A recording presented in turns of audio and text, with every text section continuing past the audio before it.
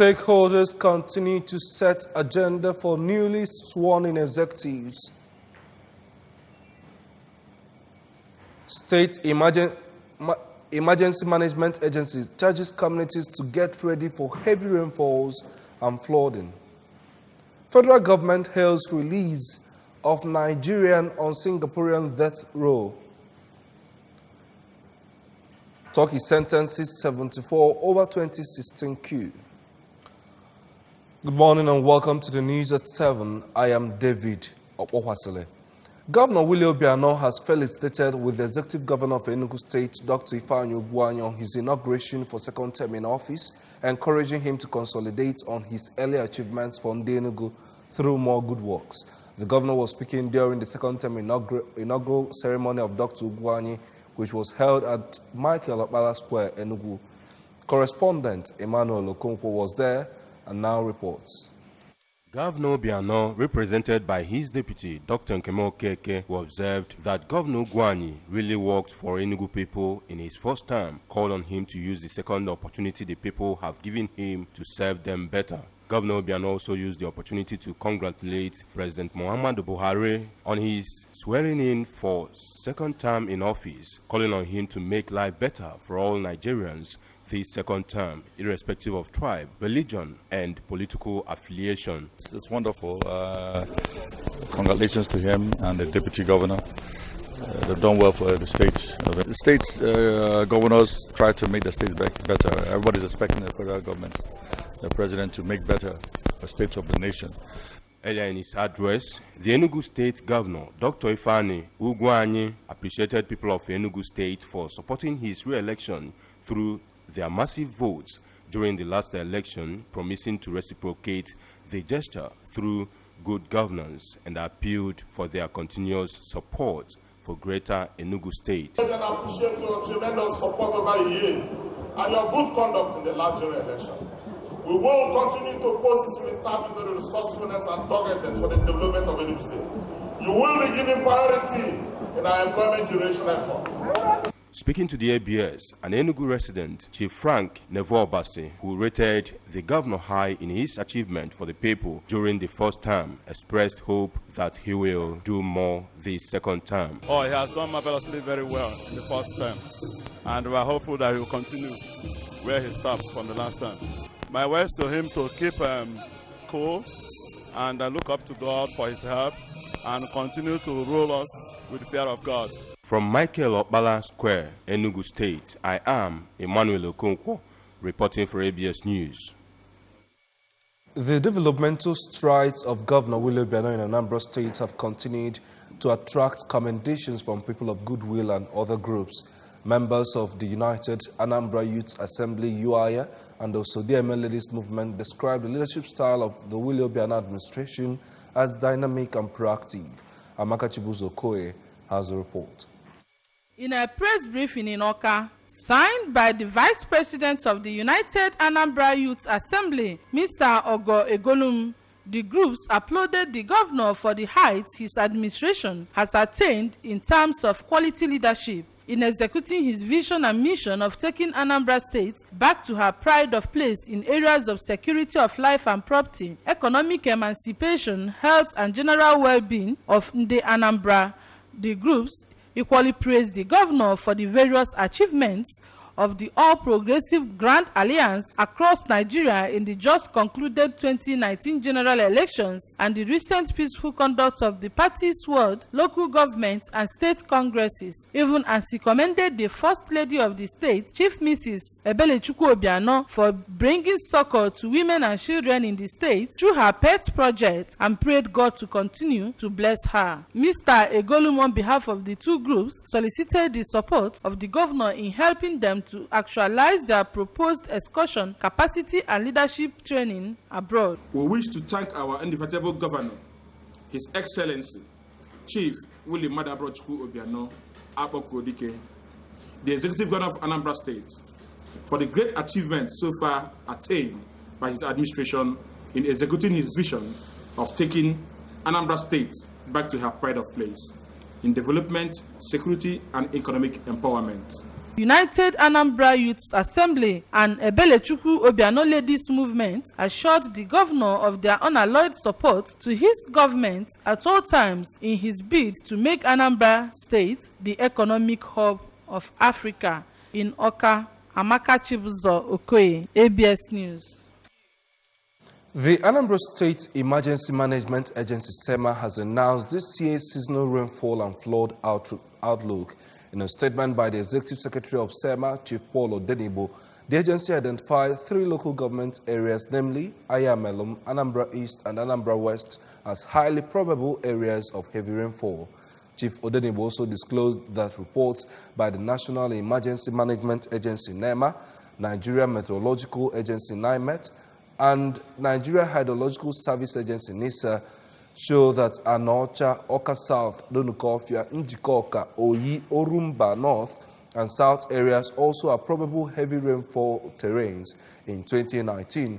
He equally noted that flood outlook for 2019, according to NISA, indicates that the Anambra Imo hydrological area would experience heavy deluge, which would peak at 13,000 millimeters between July and August, with a maximum of 14,500 millimeters in September.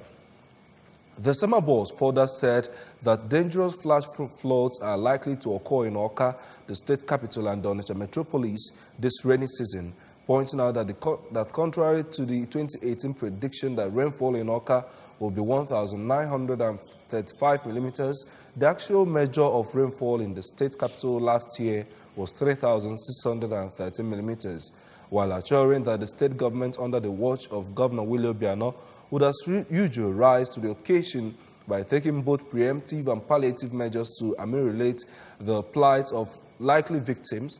Chief Odenibo also stressed the need for the citizenry to equally take precautionary measures in order to minimize adverse effects of the pending heavy rainfalls and flooding, which he described as natural disaster. The SEMA Executive Secretary explained that the members of the public can help to reduce adverse effects of heavy downpour and flooding by not dumping refuse inside gutters, in addition to forming the habit of constant desilting of drainage channels, especially in urban and suburban centers across Anambra State.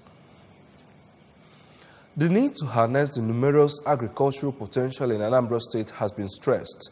Participants at the first interdisciplinary academic conference of the Anambra State Polytechnic in BAKU made the call at the commencement of the program. Correspondent Theophilus Ukoha reports.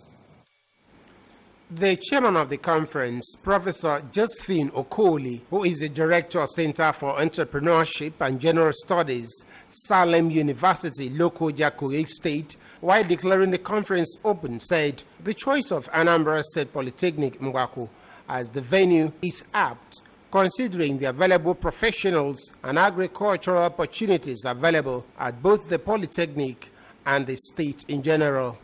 Professor Kohli, who is also a one-time Dean, College of Management and Social Sciences of the university, thanks the participants to ensure they consolidate on the existing technological innovation in the country. It is going to now excite the innate tendencies God has given you and give birth to who will make to you to make yourself an employer. In a welcome address, the rector, Anambra State Polytechnic Mbaku, Dr. Neka Mefo, who traced the history of the Polytechnic, said all the 14 departments in the institution will, apart from projecting the Polytechnic, create room for human capital and infrastructural development. While explaining the choice of the theme of the conference, Emerging Global Challenges, Sustainable Paradigms for Development, the rector said the conference offered up participants the opportunity to brainstorm on current issues of interest and find solutions to the challenges facing humanity. We are carrying out this conference to be a leading polytechnic of great reputation with an outstanding and enviable academic standard. In a paper presentation titled Emerging Anambra State Agricultural Innovation Strategies and Opportunity, Professor Prosper Omaliko, enumerated various agricultural opportunities and innovations in Anambra State that can be harnessed. Professor Maliku, who is also the chairman governing council of the Anambra State Polytechnic, challenged both the teachers and students to work extra hard to utilize any available opportunity and platforms to add value in both academic work and practical food production to maximize profit. The opportunities that the present administration carefully crafted so that people can benefit. Agriculture is no more that machete and hoe type of thing. You get enough food to feed yourself. And people will say ordinary farmer. You can stay in a 3-bedroom house, produce 3 million seedlings, which if you are selling at 10 naira, you make 30 million. That's profit margin. And if you are making that type of thing, who cares for any other job? Later in an interview, a representative of the Commissioner for Tertiary Education, Science and Technology, Professor Teresa Obiekezie, Mrs. Monica Okoli, appreciated the choice of the theme of the conference, saying that it will open various windows of economic potential in the state. Question and answer by a participant featured during the conference. Theophilus Okoha reporting for ABS News. Moving on now, Anambra State Community and Social Development Agency, ANSDA, has completed a twin-cell box covered linking Ugbenu Ndiago and Ugbenu Ulo, which is one of the community projects launched in March this year. The general manager of the agency, Mr. Chudi Moje, who disclosed this during a 2-day training for local government review committees, LGRC members for Dunukofia, Obaru, and Orumba South Council areas. Abeleza reports.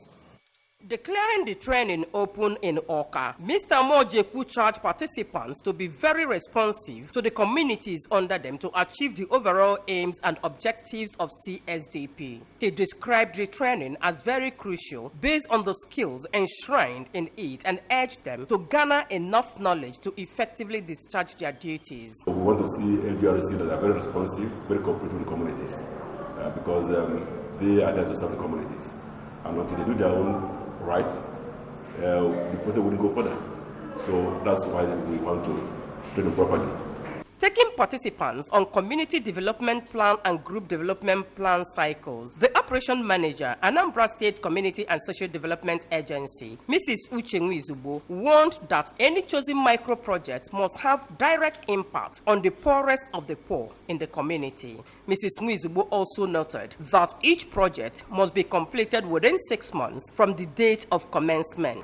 But in case of group development plan, we target the poorest of the poor, the vulnerables in the community group, especially physically challenged, widows, poor widows, not just widows, poor widows.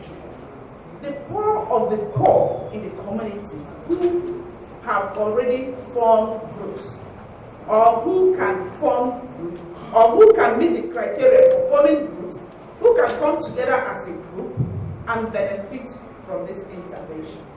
All of the participants, including Mr. Lawrence Onwunaka from Orumba South Local Government Area and Mrs. Anastasia Okoli from Obaru Local Government Area, promised to discharge their duties according to the stipulated guidelines. Way of helping the less privileged and the downtrodden will come together, do it as a selfless service, so that the generality of the people, especially the poor, will benefit. We are given the necessary support. The things will work out. The people that make up the committee, I give you assurance that they are well competent. They are fully, they have the intelligence, all that it takes to do the job. The training featured question and answer session.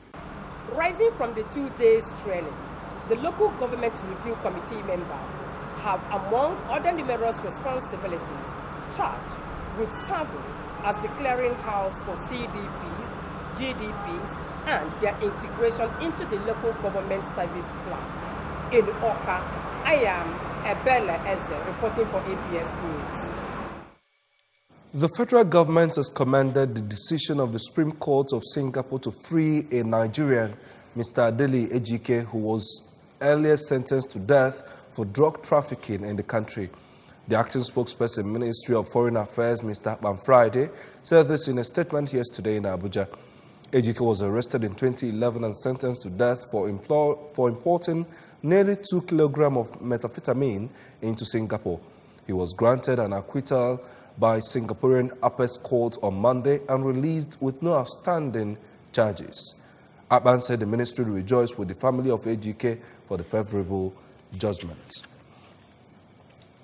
A court in Ankara, Turkey has sentenced to life imprisonment 74 suspects, including former helicopter pilots, over their alleged role in a failed 2016 coup by a faction in the military.